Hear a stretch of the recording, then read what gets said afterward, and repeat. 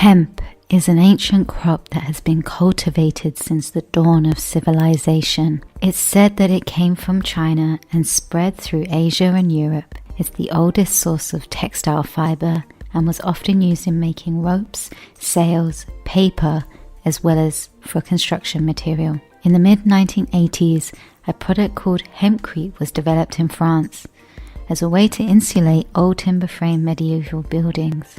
Hempcrete is essentially made of hemp-line composite. It is created by wet mixing the chopped woody stems of hemp plant, hemp shiv, with a lime-based binder to create a material that can cast into molds. This makes the material extremely environmentally friendly. It actually sequesters carbon, unlike modern concrete buildings which produce vast amounts of CO2. Hempcrete is also naturally insulated, breathable, and fireproof, making it an increasingly popular choice as a sustainable building material. However, hemp itself has been traditionally used in housing in a different way. An example of this is a Japanese village called Miyasa-mura, which literally translates to the beautiful hemp village, where they have been cultivating hemp for generations. For at least 2,000 years, the people of Miyasa-mura have farmed hemp. They were so skilled at this cultivation that hemp from this region was highly sought after and prized for its high quality. It was called Yamanaka Asa, meaning hemp from the mountains. An example of the sheer quality of the hemp grown here is this beautiful home built in 1698. It's still standing 300 years later because it is built out of the incredibly durable hemp plant.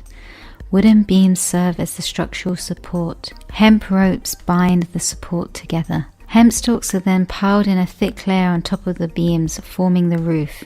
They are tied down and the edges are trimmed to complete the decorative look. The thatched roof is also made entirely of hemp. In the center of the home sits a warm fireplace. The smoke would rise and escape through the raised center through the section of the roof. There is also a dedicated area for storing and sorting hemp.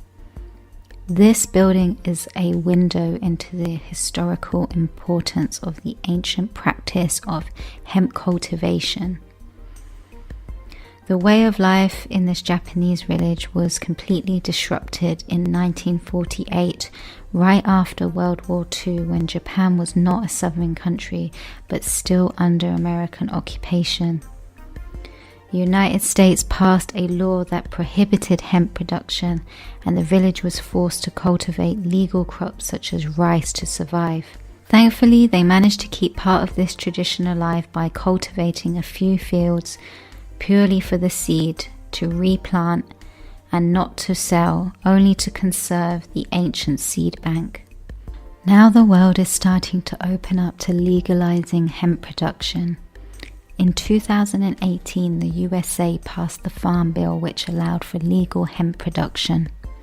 Laws in Japan still remain pretty strict, and many Japanese people have entirely forgotten their ancient hemp traditions.